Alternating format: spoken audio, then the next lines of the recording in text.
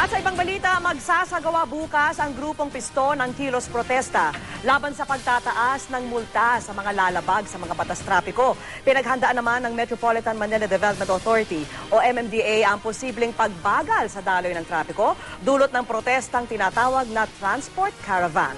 Nakatutok si Steve Dailisan. Mahigit 50 jeep daw ng Piston ang magtitigil pasada bukas simula alas 8 ng umaga at makikiisa sa transport caravan mula Quezon Memorial Circle hanggang tanggapan ng DOTC sa Ortigas. Ipinoprotesta ng grupo ang anilay kawalang aksyon ng ahensya sa court order ng Baguio RTC na naguutos na ipatigil ang pagpapatupad ng Department Order 3839 na naging dahilan ng pagtaas ng multa at parusa sa mga paglabag sa batas trapiko nitong 2009. Tulad ng pagmamaneho ng nakatsinelas mula sa dating 150 naging 1,200 pesos. Ang out of line mula 1,500 naging 6,000 pesos. Yung 6,000, ano pa lang to? Basic multa pa lang to ha. Kung wala kang pera at hindi mo agad natubos in 3 days, ang surcharge no 1,500 per day.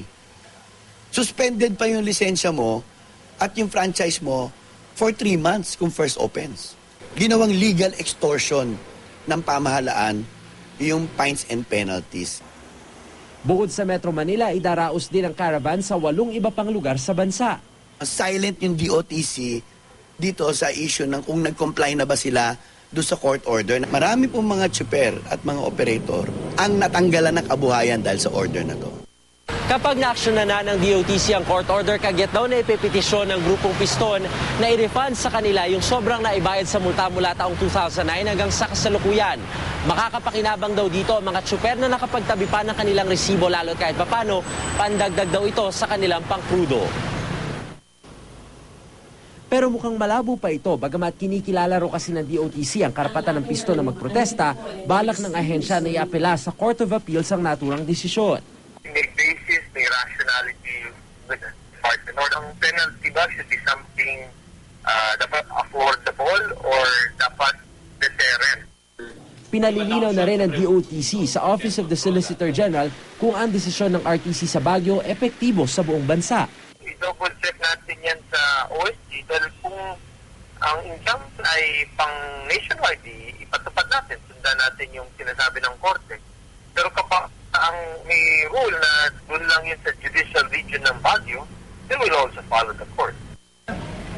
Magdaragdag naman ang MMDA ng tauhan bukas habang isinasagawa ang caravan.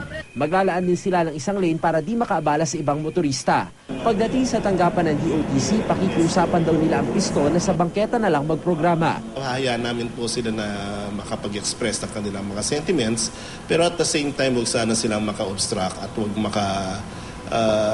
magkaroon ng problema sa daloy ng ating mga trapiko. Naka-standby na rin daw mga truck at bus para sa libreng sakay sakaling kailanganin na maaapektuhang commuter. Steve Dailisa, nakatutok, 24 oras.